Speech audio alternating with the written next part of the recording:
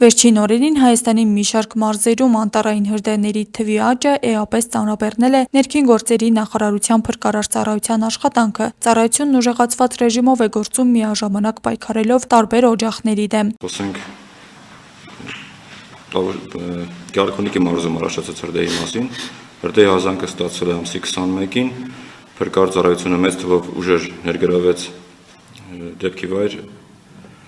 հրդեհը կանխարգելելու համար, գրեթե մոտ 1400 փրկարար ծառայող մասնակցեցին հրդեհաշիջման աշխատանքներին։ Հրդեհը արդեն իր տեմպերը թուլացրեց ամսի 22-ին, 22-ի երեկոյան, ինչը հնարավորություն տվեց մեր ուժերը տեղափոխել Տավուշի մարզ։ Ինչպես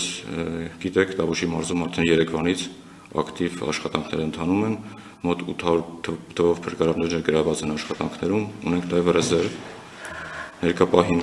իրավիճակը վերահսկելի է։ Դուք ճիշտ նկատեցիք, մենք նաև ներգրավել ենք Պաշտպանության նախարարության մեկ ուղղաթիռ, որի միջոցով մենք իրականացնում ենք հրդեհաշիջման աշխատանքներ։ Հայտնի է, որ ներքին գործերի նախարարությունը նման տեխնիկա ձեռք բերելու ներկայումս անհրաժեշտություն չունի, քանի որ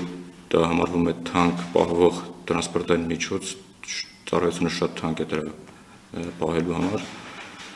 Շատ գումարներ են անհրաժեշտ։ Դեռևս մենք ունենք մեթոդներ, որոնք փորձում ենք կիրառել նման դեպքերում ավելի արդյունավետ օպտիմալ օգտագործենք օդային տրանսպորտը հրդեհները մարելու համար անտառային։ Մենք փորձում ենք մոդիֆիկացնել եղած ուղղաթիռները անտառային հրդեհների դեմ պայքարի համար։ Նրանց մեջ փորձում ենք կահավորել հատուկ բակեր, որոնք հնարավորություն կտան ուղղաթիռին ավելի մոտիկից իրականացնելու հրդեհաշիջումը։